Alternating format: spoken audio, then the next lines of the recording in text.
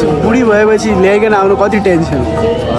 Hello guys, आज चाहिँ हामी पशुपतिमा छौँ होइन। हामीहरू चाहिँ यहाँ पशुपति आज दर्शन गर्न आएको। म छ नरिस भाइ अनि हामीहरू चाहिँ आएको। उता पनि छन् होइन। हाम्रो बहिनीहरू चाहिँ उता टिकटक बनाइरहेछन् अनि यहाँ ठुल्बा चाहिँ उता हेरेर बस्नु भएको छ। नरिस भाइ कस्तो लाग्यो त तँलाई? एकदम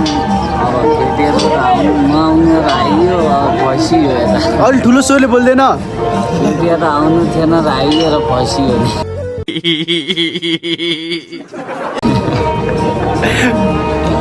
अहिले त यस्तो झ्याउ लाग्दैछ, पछि बुढी भएपछि ल्याइकन आउनु कति टेन्सन।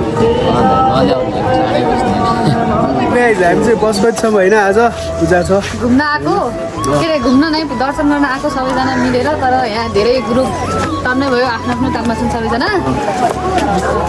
अरू केही भन्न चाहन्छस्? केही हुन चाहन्न। सबैजनाले सुभाष दाईको के अरे युट्युबमा सब्सक्राइब गरिदिनु होला, टिकटकमा फलो गरिदिनु होला, जतिसक्दो माया गरिदिनु होला।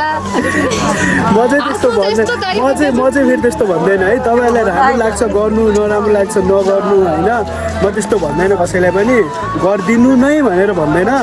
तपाईँहरूले माया देखाउनु नदेखाउनु तपाईँहरूको म भन्न चाहन्छु गरिदिनु। ल बहिनीले भने चाहिँ मानिदिनु होला है। मानिदिनु सबैजना।